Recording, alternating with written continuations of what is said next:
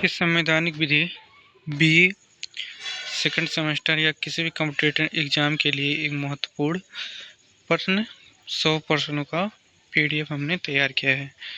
ठीक है, सबसे पहला प्रश्न, निम्नलिखित में से कौन सी भारतीय संविधान की विशेषता नहीं है? ऑप्शन ए है संघीय ढांचा, ऑप्शन बी संसदीय व्यवस्था, ऑप्शन सी दोहरी नागरिकता, ऑप्शन डी स्वतंत्र न्यायपालिका। तो सही उत्तर हो जाएगा ऑप्शन सी दोहरी नागरिकता। भारत में एकल नागरिकता का प्रावधान है। दोहरी नागरिकता अमेरिका जैसी संघीय व्यवस्थाओं में होती है। भारत में दोहरी नागरिकता का प्रावधान नहीं है, केवल अमेरिका में होता है। भारत में केवल एकल नागरिकता है, इसलिए ऑप्शन डी सही हो जाएगा। दूसरा प्रश्न है, निम्नलिखित में कौन सा युग्म गलत रूप से सुमेलित है? तो देखिए, फंडामेंटल यानी कि मूल अधिकार अमेरिका के संविधान से लिया गया है। नीति निर्देशक तत्व आयरलैंड के संविधान से लिया गया है, ये भी सही है। मौलिक कर्तव्य सोवियत संघ का संविधान से लिया गया है, लेकिन समवर्ती सूची कनाडा के संविधान से नहीं। ये समवर्ती सूची ऑस्ट्रेलिया के संविधान से लिया गया है। तीसरा है, भारत में राष्ट्रपति के संवैधानिक अधिकार किस देश के राष्ट्राध्यक्ष किसके समान है? तो सही उत्तर हो जाएगा यूनाइटेड किंगडम। भारत में संसदीय प्रणाली होने के कारण राष्ट्रपति ब्रिटेन की राजा की तरह केवल नाम मात्र का संवैधानिक प्रमुख होता है। देखिए, भारत का संविधान 26 नवंबर 1950 को लागू किया गया था, क्योंकि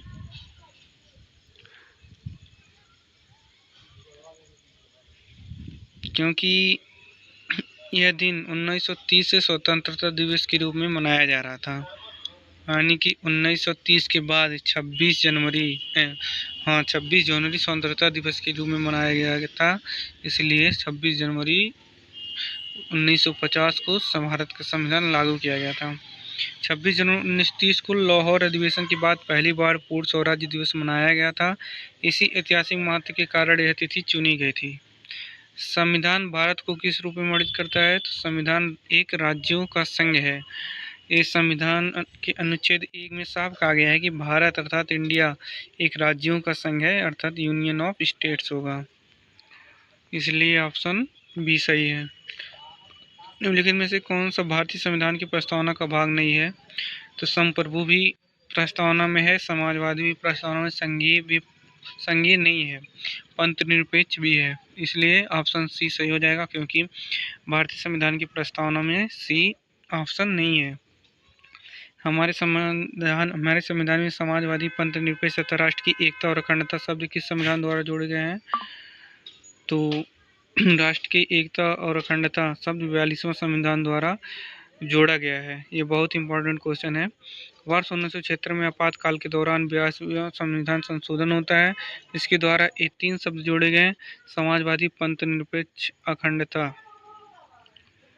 भारतीय संविधान को कब अपनाया गया था? तो भारतीय संविधान को किसके द्वारा अपनाया गया था? भारतीय संविधान को संविधान सभा के द्वारा अपनाया गया था, ना कि इन सब के।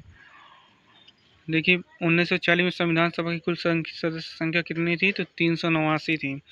यहाँ कैबिनेट मिशन के अनुसार 1946 में कुल सदस्य 389 निर्वाचित किए गए थे। निम्नलिखित में कौन से संविधान सभा के सदस्य नहीं थे? तो के.एम. मुंशी ये संविधान सभा के सदस्य, एस.सी. मुखर्जी भी संविधान सभा के सदस्य थे, डॉक्टर राजेंद्र प्रसाद भी संविधान सभा के सदस्य थे, लेकिन मोहनदास करमचंद गांधी संविधान सभा के अध्यक्ष नहीं थे। महात्मा गांधी और मोहम्मद अली जिन्ना दोनों ही संविधान सभा के अध्यक्ष सदस्य नहीं बने थे। भारत में संघीय वित्त आयोग किससे संबंध रखता है? तो ऑप्शन बी सही है, संघ एवं राज्यों के बीच वित्तीय संबंधों से।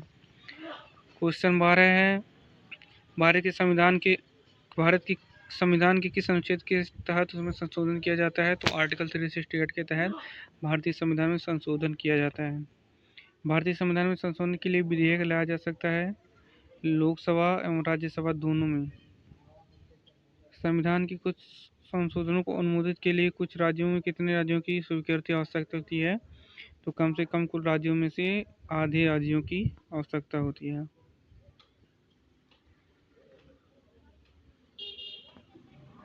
संविधान संशोधन की प्रक्रिया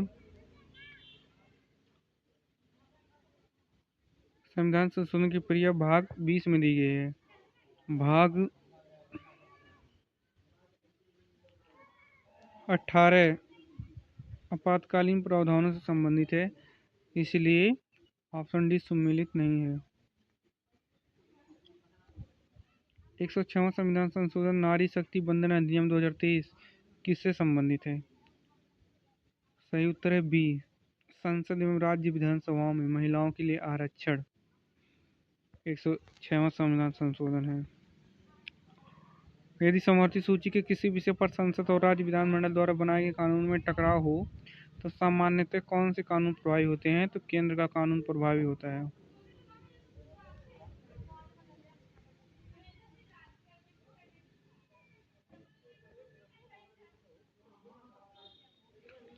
देखिए, भारतीय संविधान के अंतर्गत अवशिष्ट शक्तियां किसमें निहित हैं? तो संसद में अवशिष्ट शक्तियां निहित हैं।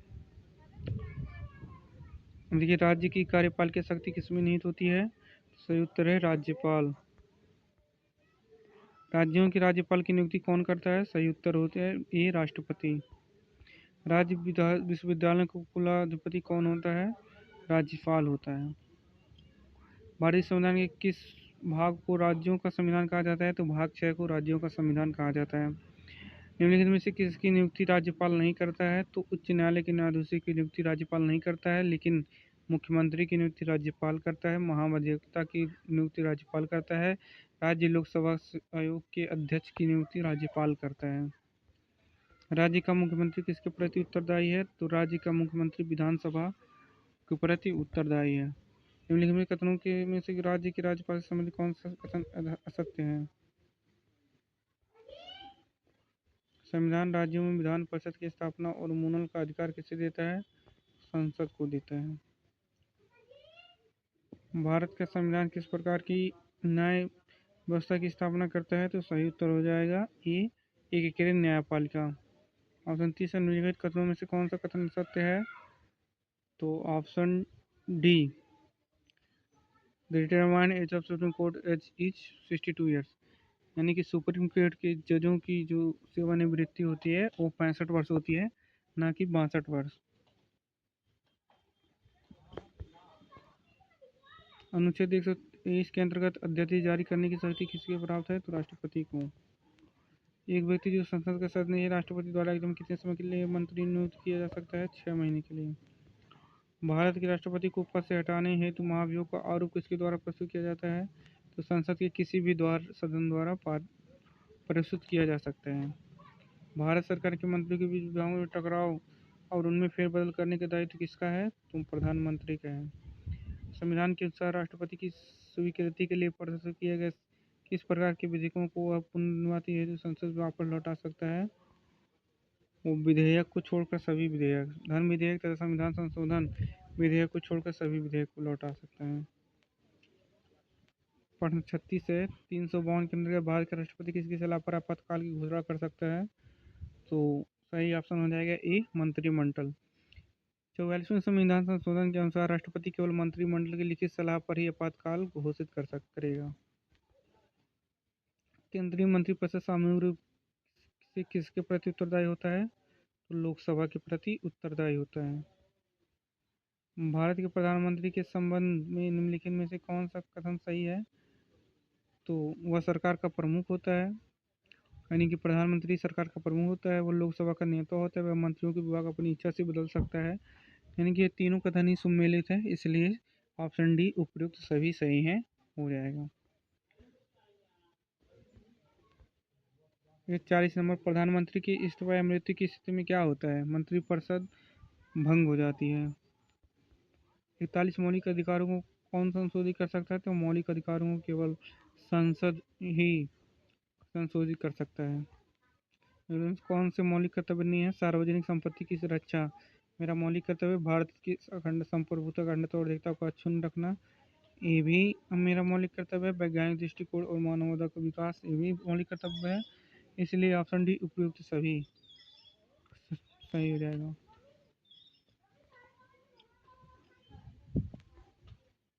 निम्नलिखित में कौन सा कथन गलत है? नीति निषेध तत्व आपातकाल परिवर्तनीय नहीं होती, एक गैर बाध्य योग होते हैं, इसलिए ऑप्शन ए। भारतीय संविधान के अंतर्गत अवसर की समानता किस अनुच्छेद के अंतर्गत की गई है? तो सही उत्तर हो जाएगा अनुच्छेद 16 के अंतर्गत।